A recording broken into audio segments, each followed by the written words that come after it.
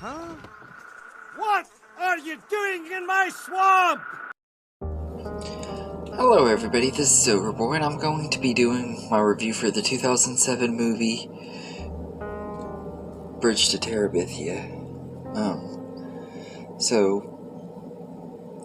This movie follows Jess Aarons and Leslie Burke, two outcast friends who go to into this forest every day after school to escape the real world and live in their own little fantasy world where this imaginary world of Terabithia.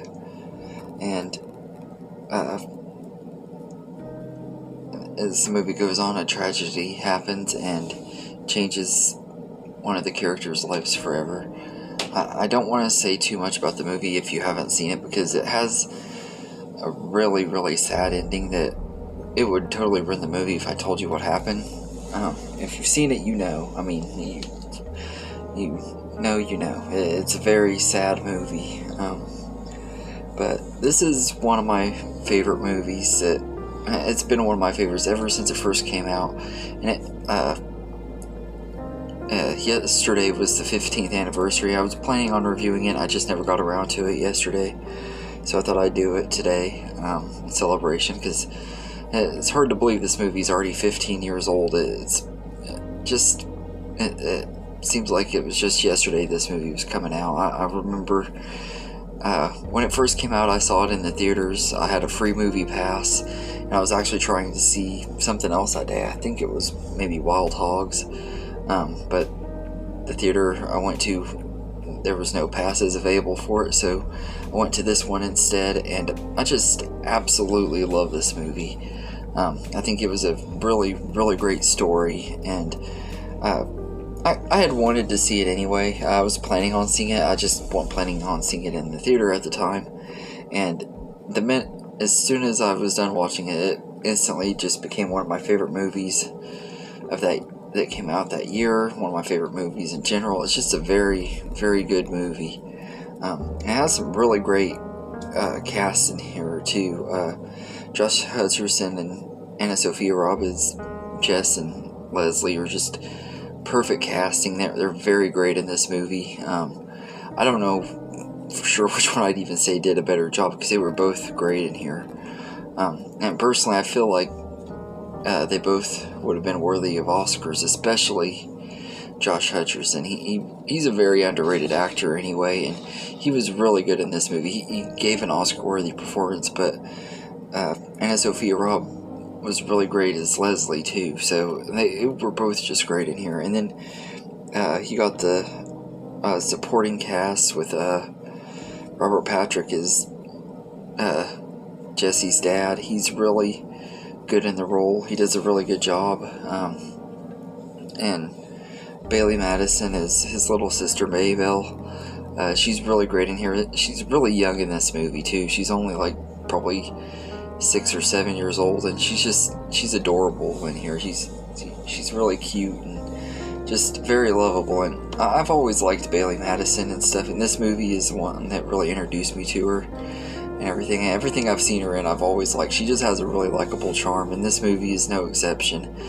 She really is just very likable in this movie. And Zooey Deschanel is in here as Miss Edmonds, and she's pretty good too. I like her quite a bit in this movie, although she is part of the reason why some of the things happen in this movie. To an extent, it's not necessarily her fault, but things could have played out differently, I guess, if what she did in the movie didn't happen, I guess. But she's really good in here, and this was... I've always liked Zooey Deschanel, so this was one of my favorite movies, the first one. It first came out too.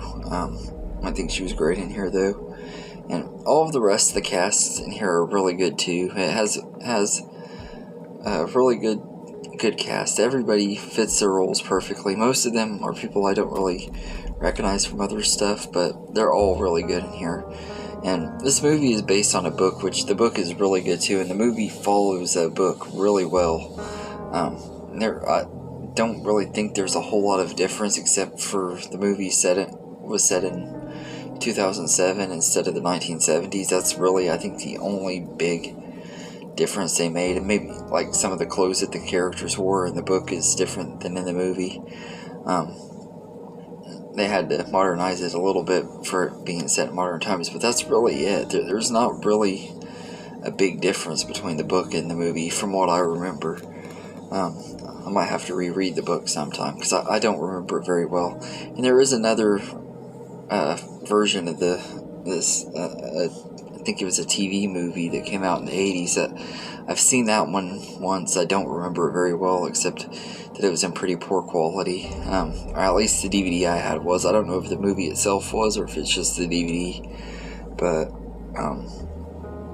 yeah, I really love the story in here, and I love, like, this movie really gets the embodiment of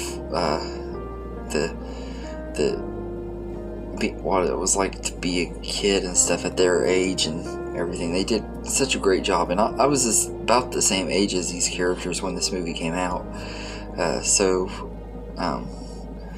It kind of really, they were really relatable characters back then, and I think that's another reason why I loved the movie so much when it first came out. But it's just a legit good movie. It is a sad movie, though. Like I said, there's the entire third act of the movie. Every time I watch it, I'm a blubbering mess. It gets me in the feels every time. It's just a very heartbreaking movie. It's a great movie, but it's very heartbreaking and sad, and it is hard to watch at times. And everything. It's not one that I rewatch near as much as I used to. I used to watch it on repeat all the time. I don't know how I did, as emotional as this movie gets me. But I think part of it comes down to the performances and everything. Like I said, the acting is just really great in here, and especially from our two leads, so Josh Hutcherson and Anne-Sophie Robb, just really kick it out of the park as these characters. They really brought the characters from the book to life very well. And also, the tragedy that happens in this movie was inspired by something that happened with